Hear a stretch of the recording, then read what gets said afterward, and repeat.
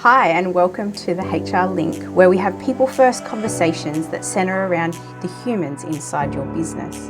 I'm Amy from Grounded HR, and my superpower lies in my ability to zero in on the individual to bring out their unique strengths, whilst helping values-led Australian businesses lead their teams with confidence and care.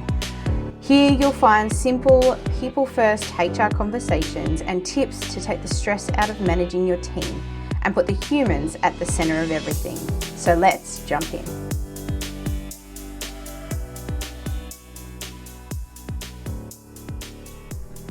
Hello and welcome to the latest episode of the HR Link. I'm so excited for you to be here, and today we will be talking about one of the topics that I feel like I am speaking about every single week, and that is underperformance. So if you've ever noticed a team member who is underperforming and thought, I'll deal with that later, you're probably not alone, but it's probably not the best way to approach the situation. I've had so many clients across my time who have avoided dealing with underperformance, dealing with a situation where boundaries need to be reset, and often avoiding the situation can actually make the situation worse. One example that I can recall right now is where a client avoided a team member who was wasting time and not hitting their KPIs. This person was arriving to work late. They were leaving early and using excuses like client deliveries when the deliveries had already been done that day, or they could be done at another time.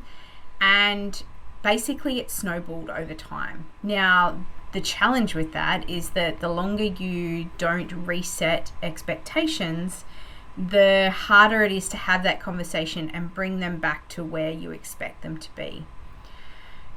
Managing performance in these kinds of situations is not about confrontation. It's about clarity, it's about fairness, and it's about providing support. In my opinion, early intervention is the best. We need to have these conversations really early in the piece. As soon as we notice something, it should be conversations that we're having on a daily basis. They should be little check-ins, little boundary resetting, conversations that don't feel icky, that don't feel confrontational, but that are, I've noticed this, how can I help you to reset the boundary and get back to this? And they're the kind of conversations that I encourage my clients to have. So how can we make sure that they're happening on a regular basis? Let's work through a 3-step framework that I implement for so many of my clients. It's super easy to remember. We want to notice something, we want to have a clear expectation, and we need to talk about next steps. So let's talk about first one. We need to notice and we need to document early. So we need to look at patterns of a performance or underperformance. Is there something happening on a Tuesday every single week? Is there a reason for that? We're not necessarily talking about a once-off occurrence. We're talking about something that happens daily or weekly, or you can string together a reason why it happens in a certain way.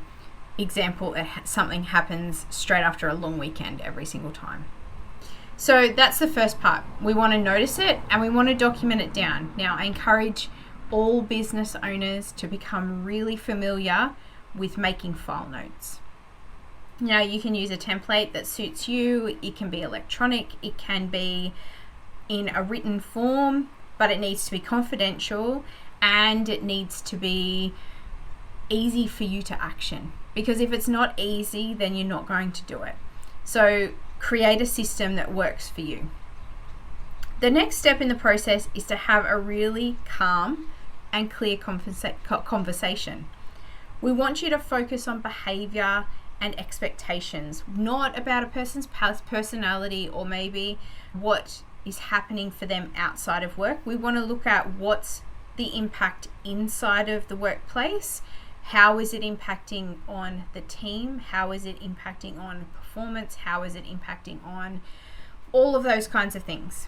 So we need to walk into that conversation with what the impacts are, and we need to be willing to listen. We need to listen to why these things are happening and what reasons the employee provide us.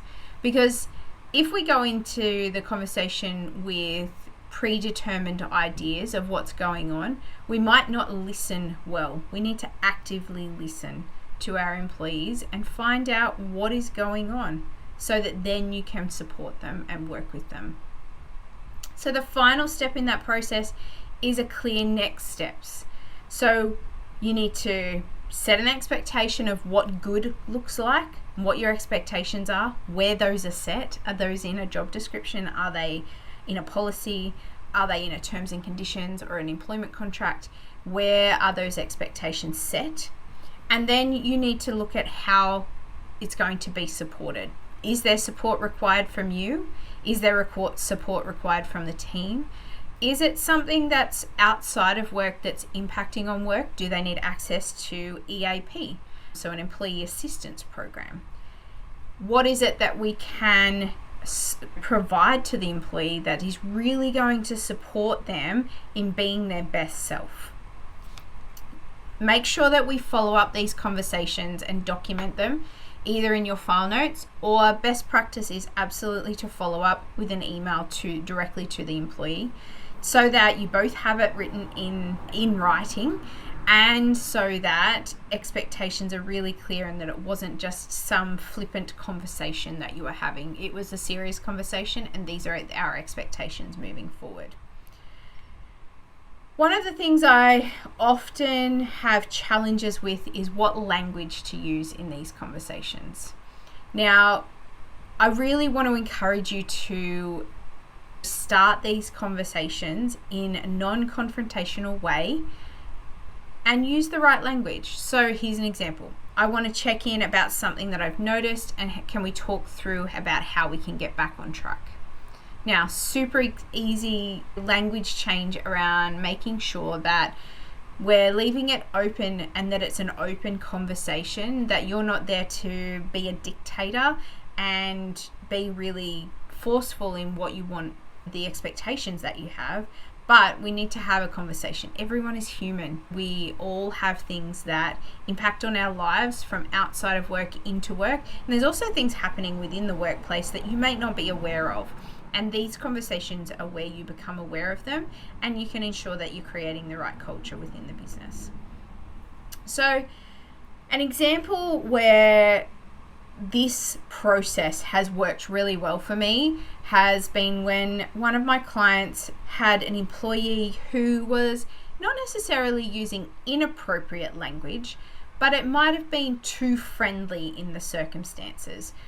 They were using words like dal and honey in conversation with clients. Now, these are not appropriate words to be using in the workplace, and we need to be a little bit more professional than that. So this client had this conversation in a really calm way, explained why it was inappropriate and why she felt that she needed to change the way she was speaking. And you know what? The employee took it on really well, changed their behavior almost instantly, and we had no further situations where that was present. So that really, it could have gone on and on for a period of time, and then it's really hard to change a behavior, because the more a person displays a behavior, the longer and harder it is to change it. Let's have these conversations on a really regular basis and make it super simple and so normal that you can start to have them on a daily, weekly basis. So, most performance problems are fixable. Don't think that they are a lost cause or that it's too hard for you to deal with. There's support out there, and we can be one of those.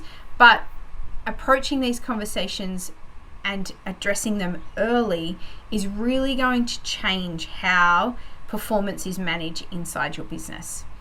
So let's make sure that we're following that cool and easy structured process. We're going to notice the behavior. We're going to have the conversation, and then we're going to make sure that there are next steps of what the expectations are moving forward. So I hope that has been really helpful for you. Underperformance is definitely something that small business owners are having to deal with on a regular basis. And I really hope you subscribe and share this podcast to other business owners that you know. And if you've got any suggestions of topics you'd love to hear from me about, I'd love your comments below. So until next time, have a great week. Thanks for joining me today on the HR Link. If you found this episode helpful, make sure you hit subscribe or follow so that you don't miss out on any future episodes. We always aim to help you lead your team with confidence and care.